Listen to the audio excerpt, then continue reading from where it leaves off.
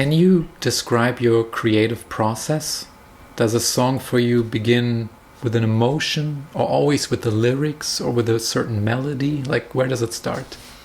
When you're lucky, if you have a moment of inspiration, you know. But I think the thing you realize very quickly is that sitting around and waiting for inspiration is not the way to do things. So it's funny, I was watching an interview with Karl Ove Knausgaard, you know, this Norwegian writer that wrote all those really introspective, you know, first-person books. And he's saying he gets up at 4:35 every morning to write, and he usually writes 3-4 hours in the morning. And he says he gets to the paper and he starts writing, and at the end of the 4 or 5 hours he could have a complete work of shit. But that process of sitting down and committing to those hours and doing that process, that's actually the best part. And I kind of realize that now too. So in terms of the process, it's just I know between 10 and 10:30 I'm going to commit to the idea of working on a song or writing a new one, and then just going through the process. And that's essentially it. So now there's like a real craft to it after all these years. Yeah, and I think that's the only way to do it, because if you sit around, you know, you do get lucky sometimes, or you do have a feeling or an emotion, and it matches with the melody you've had in your head, and then it just pours out. That definitely does happen. But that's by far it doesn't happen that often. At least for me.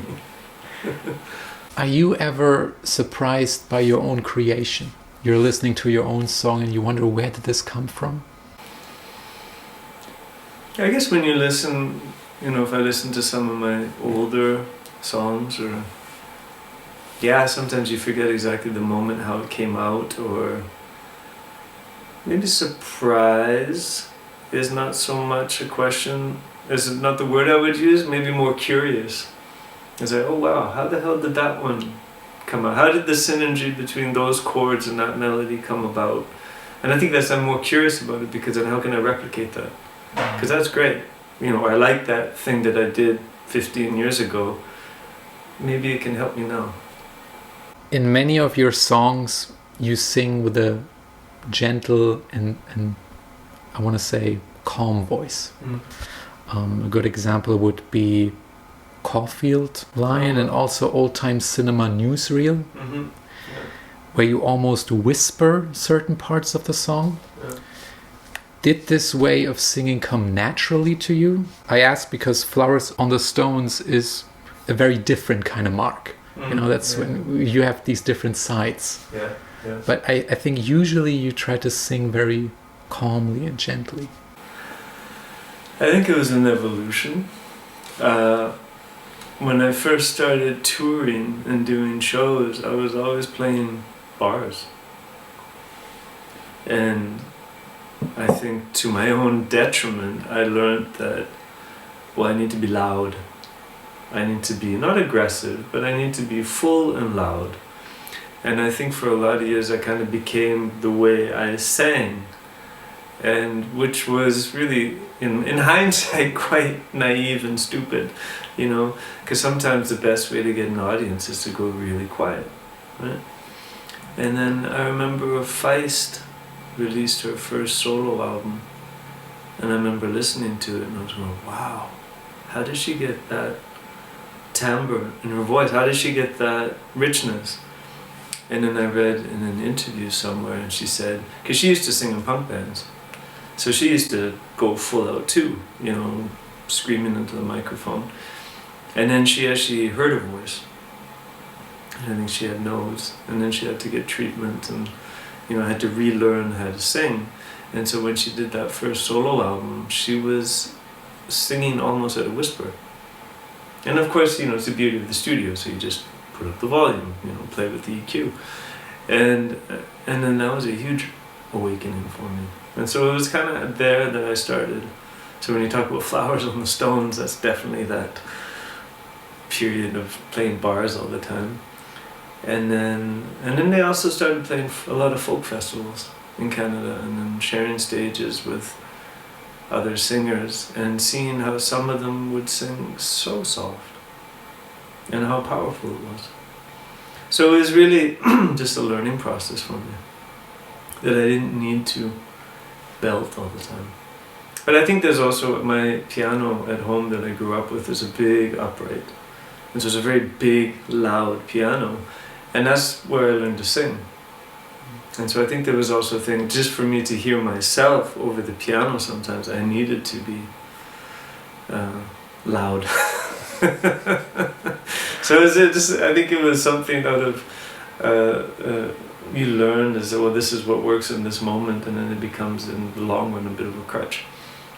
So then you have, old time cinema newsreel where it's just telling a very intimate and quiet story.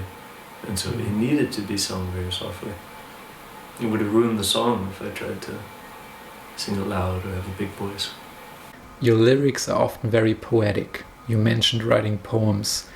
As a listener, you're always wondering, what story is Mark telling us right now? It's very open to interpretation, I would say. Yeah. So in the case of Old Time Cinema Newsreel, at first I'm thinking, okay, you or, the person singing the song is singing at the movie screen. And it's because there's an actress he knows, or like an old flame on the screen. But then he's yelling in Japanese, and then I'm completely lost. These things happen when I listen to the songs. I go I thought it was this story, now it's this story. Yeah. But does it all make sense in your head? Or is there a story you want to tell? Yeah, absolutely. That story is a very specific one. And I think maybe that's also a fault I have, where I get so in my head and the story is so clear, and then afterwards I'll have a friend listen and go and they'll say, what the hell are you singing about? So anyways, it's a learning process. But that one's actually about my grandfather. He was a prisoner of war in Japan in World War II, and he survived obviously, but when he came back he took my grandma out on a date in Winnipeg, in Manitoba. And back in those days they had the international newsreel before the movies. So he's sitting there with my grandma, the newsreel comes on, and they started talking about the Japanese war crime trials.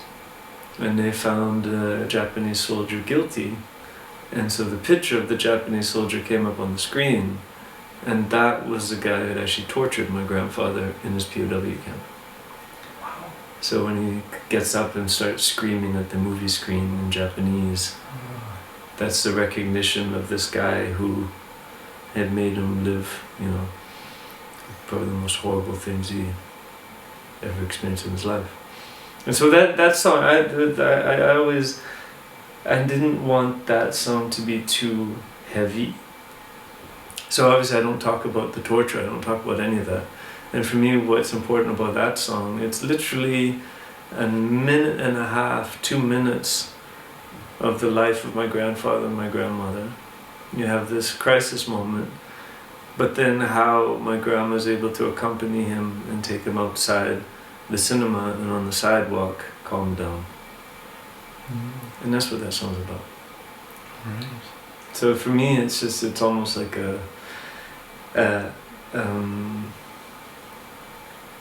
I wanted to write a song about their love for each other.